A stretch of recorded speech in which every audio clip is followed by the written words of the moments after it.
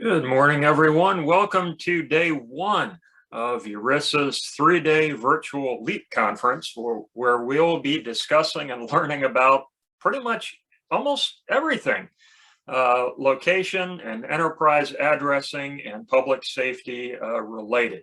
My name is Matt Garricky. I am a Geospatial Program Manager with Virginia's 911 and Geospatial Services Bureau, and I'll be your guide this morning, guiding between the different events and presentations and sessions and keynotes.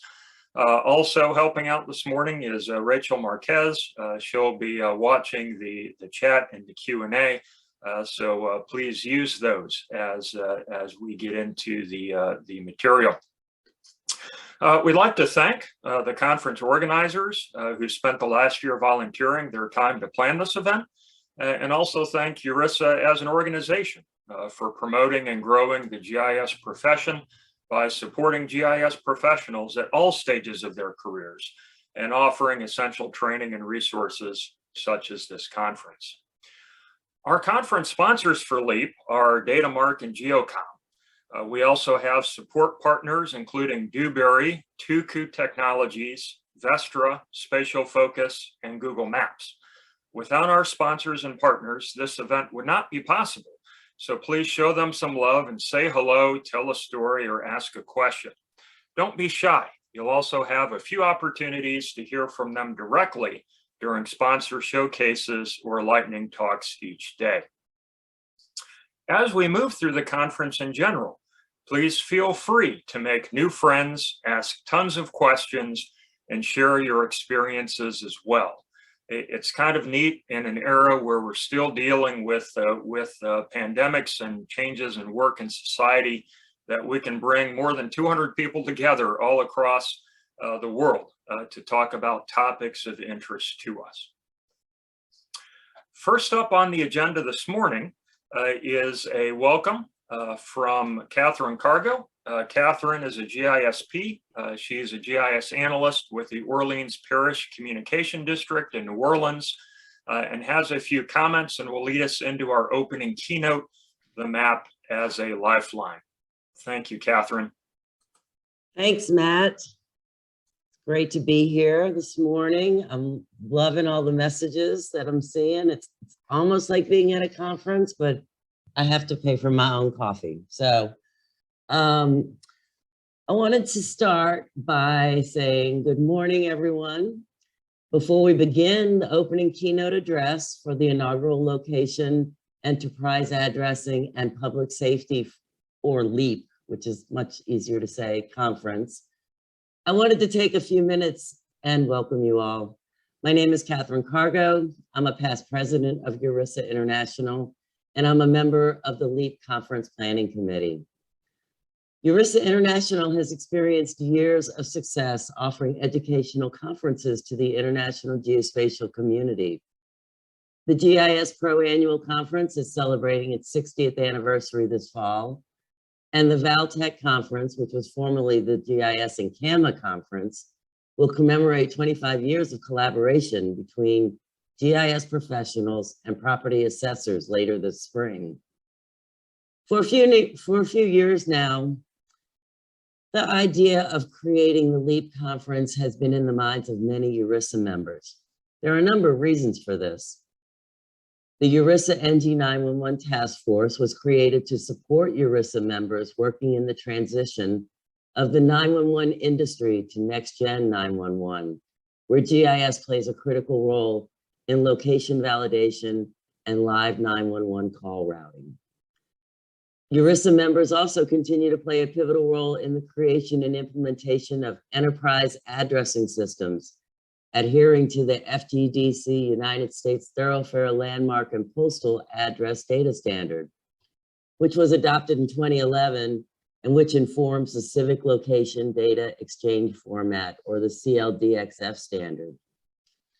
URISA started, and along with members of the National Emergency Numbering Association, or NENA, produced an addressing and 911 conference from 1999 to 2013. This brought together the shared goals of improving addressing for census efforts and locatable 911 addresses. Fast forward to the spring of 2021. Due to the pandemic, virtual meetings had become more the norm than the exception, like this one, making the presentation of a remote conference more practical among the attendees. Additionally, exciting changes were taking place in the worlds of enterprise addressing, NG911, and the evolving location technologies. The time seemed right to launch the LEAP conference into existence. For the next 2.5 days, I invite you to learn from the leaders in addressing and public safety geospatial fields, hear from industry leaders about innovations for today and in the near future, and engage in with your geospatial peers around the warm glow of your monitors during the MAPI hours scheduled at the end of each day. On behalf of URISA International, the LEAP Conference Committee, and our generous sponsors, I welcome all geospatial individuals and groups joining us this week.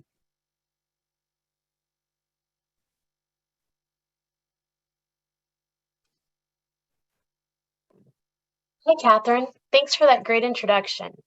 And hi, everyone. Happy Lunar New Year and Happy Year of the Tiger. My name is Diana Gijselaers, and I'm glad to be here this morning with Kathrine to help kick off the first URISA LEAP conference. Today, I work as a Motorola product manager for GIS and mapping, but I started out as a GIS analyst for my county's environmental protection department, creating, managing, and collecting data for use by environmental planners to help understand the natural environment of our community and make better decisions for land development and management. My work with GIS started out in Florida, so it may not come as a surprise that what caused a pivot in my career was a series of tropical storms, 3 in 1 year, that crossed directly over our north central Florida community. In fact, the picture that made the front page of the local paper the day after the first of 3 storms hit our community was taken directly in front of my house, looking down a street that had been hit hard by the storm. The street was littered with a series of snapped utility poles and trees that had come down, completely blocking it and crushing several cars. It was a rough week, but in the midst of the debris and the power outages and not being able to live in my home for over a week, there was a bright spot. The County Emergency Operations Center called me in to help with the response. It was then that I discovered the world of public safety GIS. That first encounter would eventually introduce me to the most remarkable people who are my real-life heroes, telecommunicators and dispatchers. The people that answer 911 calls, dispatch emergency responders, and in general do so much of the behind-the-scenes work to help bring aid to people in crisis. Every year, there are around 240 million 911 calls made in the US and 12 million in Canada. People call 911 when they need help, when they are in crisis. They call every hour of the day, every day of the year, and the folks that answer those calls are my heroes. They are people that we trust when we have an emergency. We trust that they'll be there to answer our calls. We trust that they'll find us and send us help. We trust that they will tell us what to do and how to do it. We trust that they'll provide us emergency instructions when we need them for everything from delivering a baby to giving CPR. We trust that they'll remain calm while our world is collapsing. We trust that they will be there to answer our calls for help. And they are there for us when we need them. They are there craning their necks to interpret banks of 4 to 5 monitor displays. They are there armed with 3 keyboards, multiple mice, a foot pedal, and several different applications, all of which they expertly swivel between and use to help manage the crisis and to help keep our communities and our responders safe. I can't say enough about what they do or what they mean to our communities, but I believe that the So the Sheriff Hired a Dispatcher poem and video that many people see over Telecommunicators Week helps convey just how important they are to our public safety community. Just a note as I give this presentation, I often refer to telecommunicators. Telecommunicators may or may not refer to themselves as telecommunicators. They may refer to themselves as call takers and dispatcher. The terms are interchangeable, but the work that they do is incredible. So I'm going to pause for a moment and we'll see what they do. And on that first day, the sheriff looked down at his plan for the sheriff's office and said, I need someone to watch over these deputies. So the sheriff hired a dispatcher.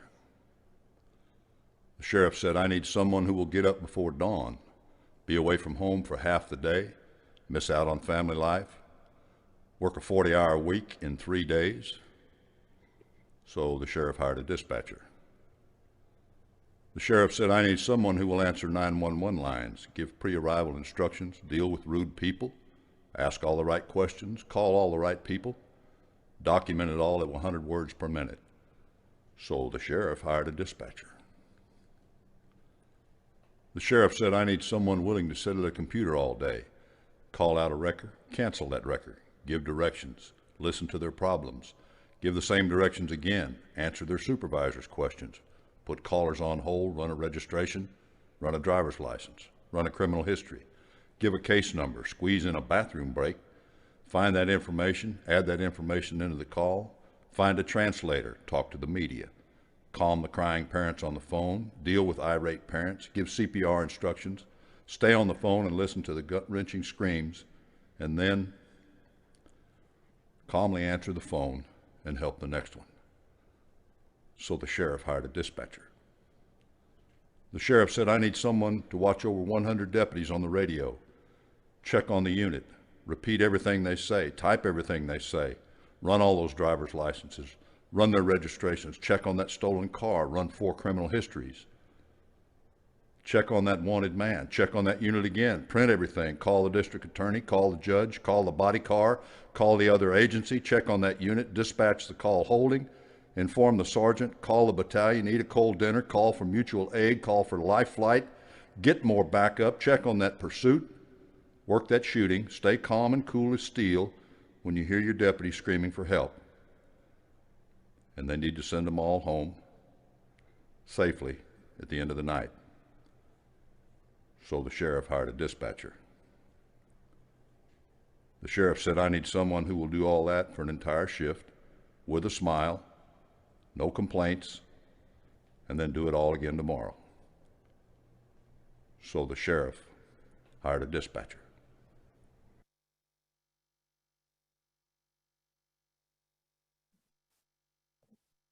Welcome to your first day in public safety. The most important part of this training academy is punctuality.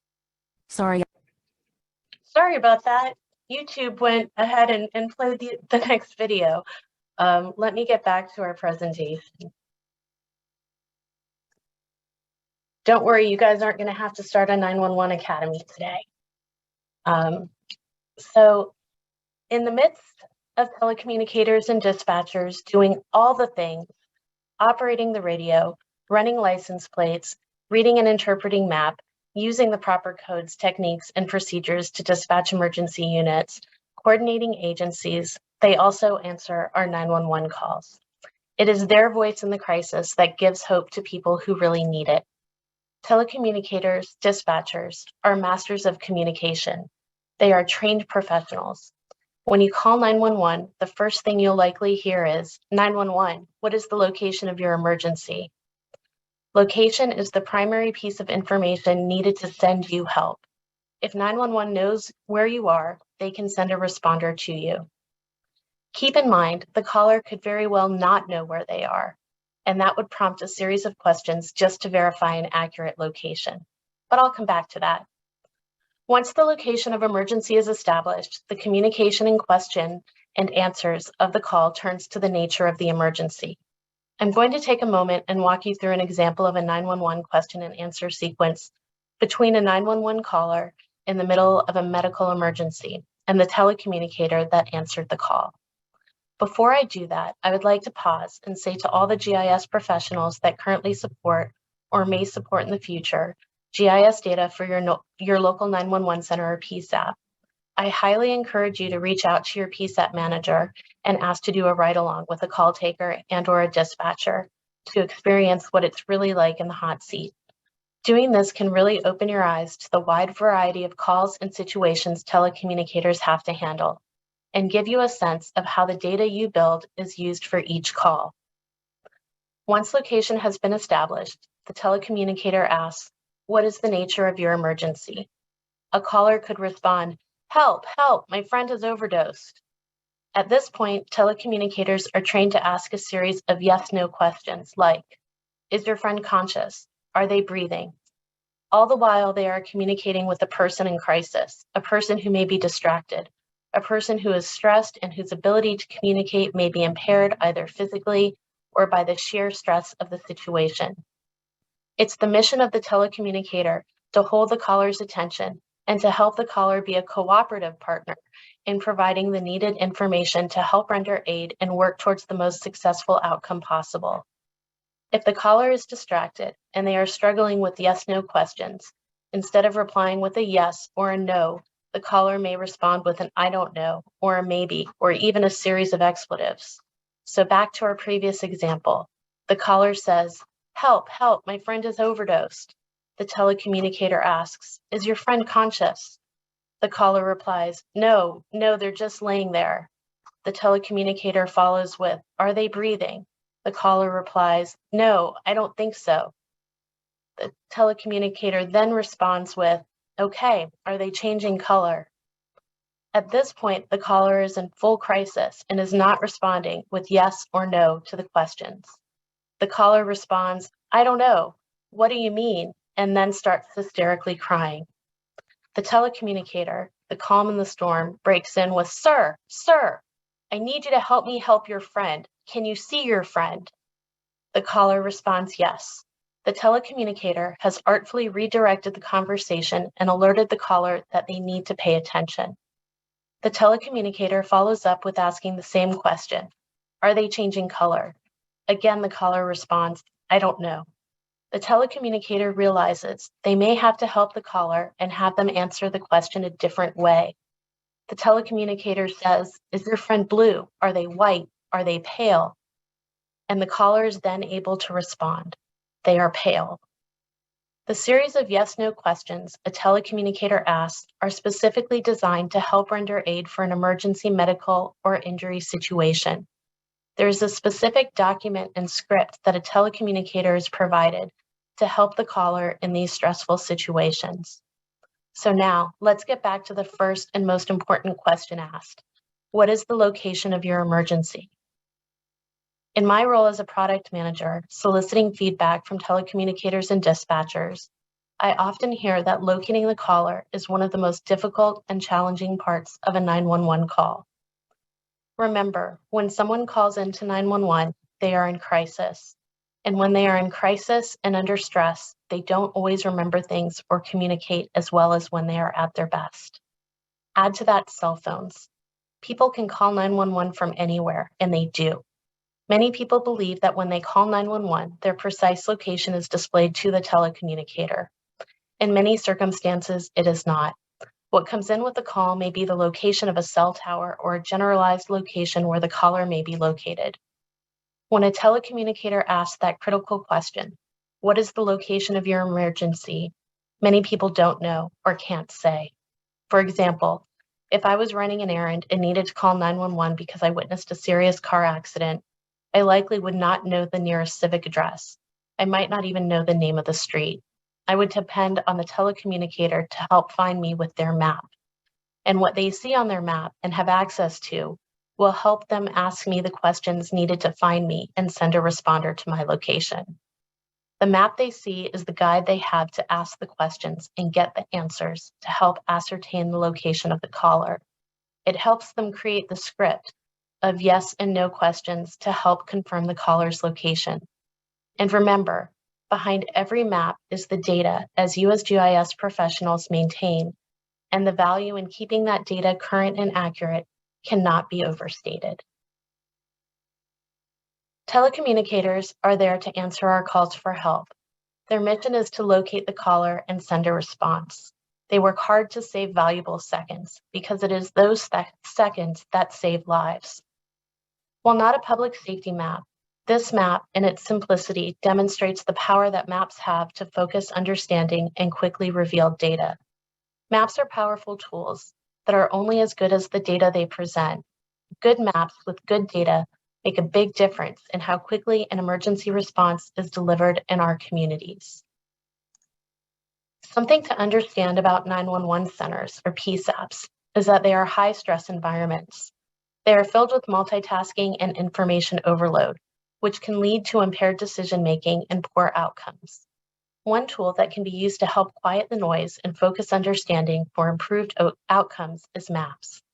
Kathrine will walk us through 3 foundational components that help create good maps to aid in emergency response: location accuracy, the map, and training. Over to you, Kathrine. Thanks, Diana. So far, Diana has given you a peek inside the world of a 911 telecommunicator. Now I'm going to speak to how we, as GIS professionals tasked with supporting telecommunicators, can best support their mission of locating callers and dispatching help. I want everyone to just take a moment, close your eyes, don't go back to sleep, and just imagine that you're sitting in a 911 call center. You've got your headphones on, your computers are all fired up in front of you. You're ready to work. You click on that you are in a ready state, and then you hear the beeps in your ears, indicating that you are receiving a 911 call. 911, what's the location of your emergency? Landline calls would provide a civic address, very accurate. The telecommunicator would ask the caller to confirm their location and begin processing the call. However, the call is more than likely from a wireless phone. Location accuracy from wireless carriers varies widely and depends on many variables. At best, an XY coordinate of the caller's device auto-populates on the screen, and at worst, it's the location of the cell tower transmitting the call. Neither location is as accurate as the civic address needed for dispatch. Which of these 3 scenarios would you like to see sitting in the telecommunicator's chair? Locational accuracy in the call center depends on the build out of wireless infrastructure at the caller's location. Remote areas with little build out will transmit location data in phase 1, meaning it will provide the caller's telephone number and the approximate location information as determined by the nearest cell tower handling the 911 call. The caller, if they are able to speak, can give more information about their location. A call received in the call center as a phase 2 will transmit both the caller's wireless phone number and their estimated location information, not the cell tower. Additional data providers, such as Rapid SOS, have collaborated with wireless device makers to get accurate caller locations. Using a variety of sensors like GPS, Wi-Fi access points, cell towers, Bluetooth beacons, and barometric pressure sensors, 911 telecommunicators receive the most improved locational accuracy.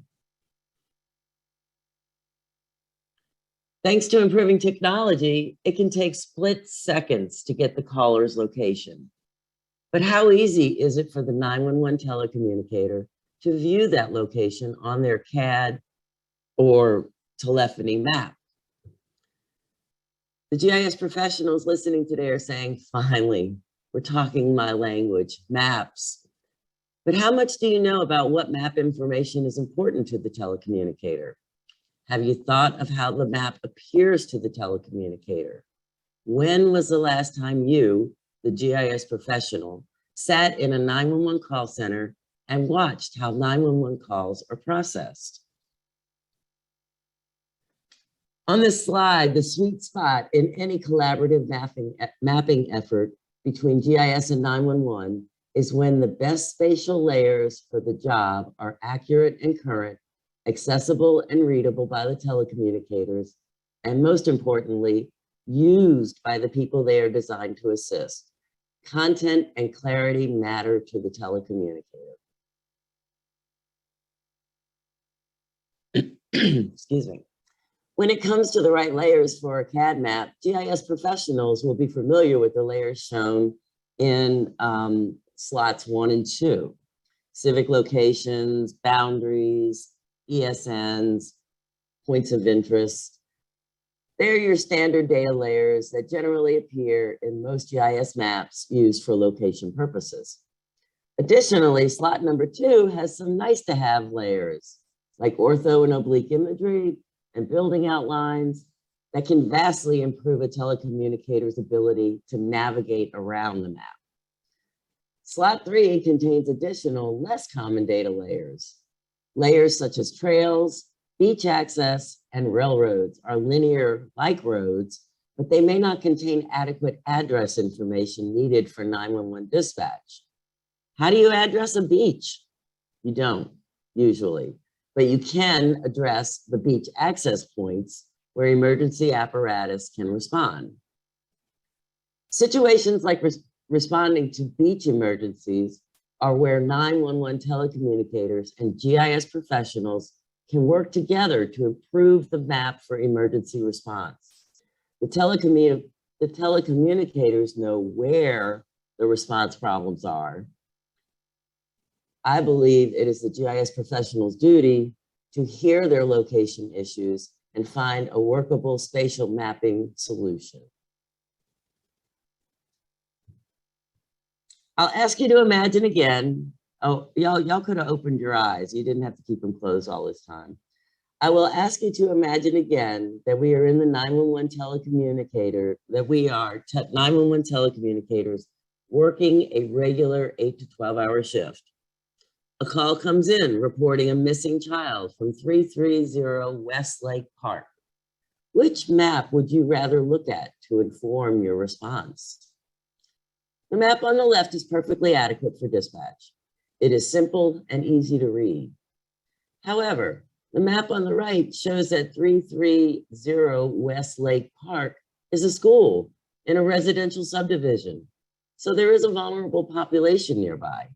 It shows a park and a body of water into which a child may have wandered off. The map on the right better informs the emergency response that is set, yet doesn't overload the telecommunicator who is sending the response. Telecommunicators are the best source of their mapping needs. And while telecommunicators may know that they need better maps, they may not know what they don't know about the layers available. Map training in the call center is another opportunity for GIS professionals to engage the telecommunicator in how the map can help them do their jobs. I'm in New Orleans at the 911 Center, and we are very fortunate to have GIS analysts as members of our tech team that supports the communication center.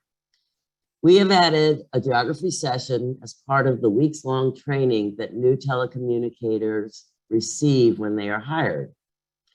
In the half-day geography session, new recruits learn basic New Orleans geography, neighborhood names, main traffic arteries, common places, water bodies and bridges, which we have a lot of, things like that.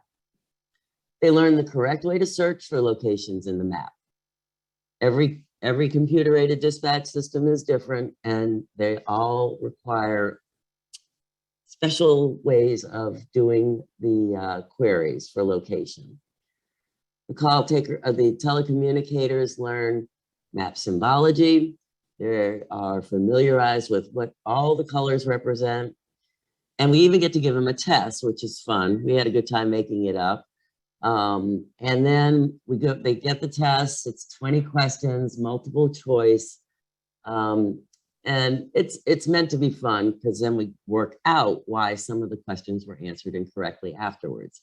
We really feel like it gives them a good foundation. These are all the things that are second nature to us as GIS analysts. But to someone thinking that the job that they're just gotten hired to do involves answering calls all day, it can be a real revelation about what their job will entail. The GIS analysts also perform quarterly in-service training, where we do ride along the telecommunicators, sitting with them for an entire shift with a headphone, listening to the calls. This gives us additional opportunities to observe the telecommunicators' map use and to talk to them about their mapping needs. Mostly, the training introduces GIS people to telecommunicator people and establishes a relationship. The telecommunicators know who they can speak to about map questions or problems, and they trust that their needs will be addressed.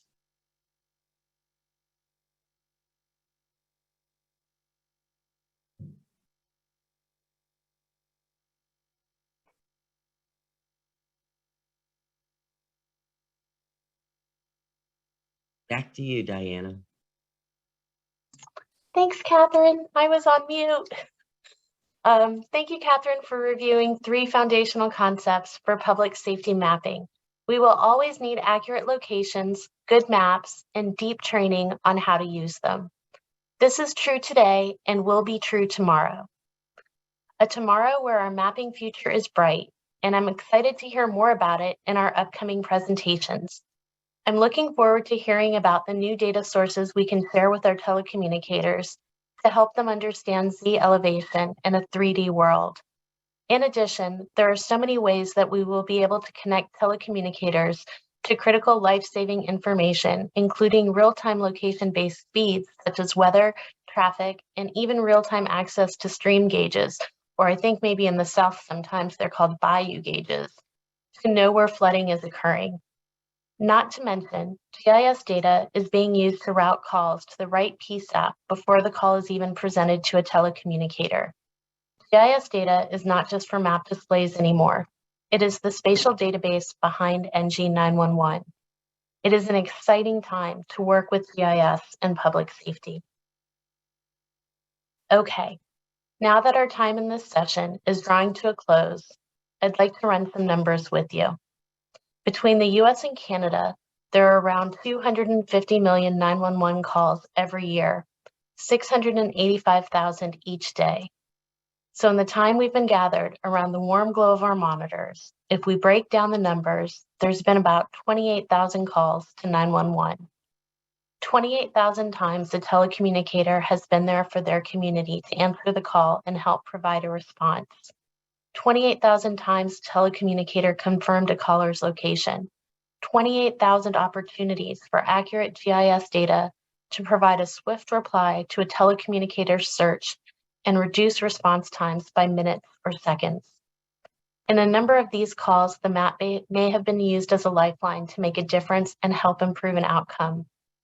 Before Kathrine wraps up our presentation, I'd like to share one more video with you, one that demonstrates in a telecommunicator's own words and harrowing experience how a map becomes a lifeline.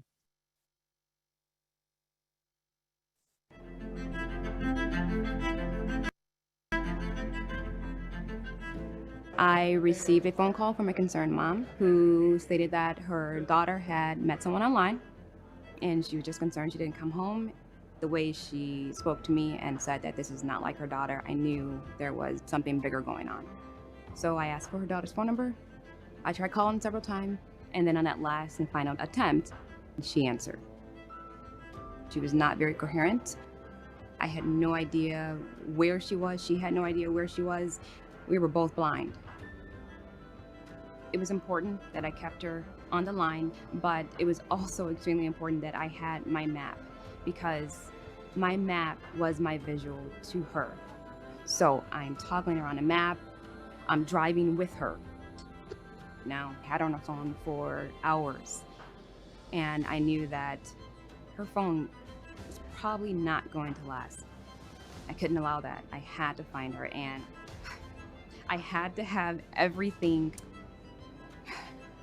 connect. When she finally mentioned the tracks and I found the tracks on that map, I knew where she was. That's when I went to dispatch my unit to a nearby storage facility that was north of the tracks. I'm relaying to them that I'm going to now have her make as much noise as possible. Screaming, she was crying, and then my officers found her. This software was my lifeline.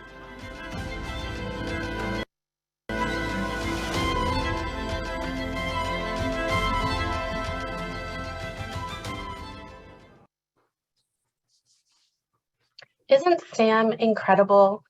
Telecommunicators are incredible with everything that they do. They are really there for us. to help answer our calls. And I think Sam really demonstrates how important a map can be to that operation. So Kathrine, I'm going to pass it back over to you to close us. Okay. I have a couple of things I want to say. Thank you all first for your attention. We hope that both as GIS professionals and 911 professionals, you guys have learned a little something today just about the importance of the relationships that we need to have with our coworkers in order for everyone to do the job they need to do. I'd also like to thank some folks. You may have noticed that there were a lot of folks listed on the agenda who were helping with this presentation.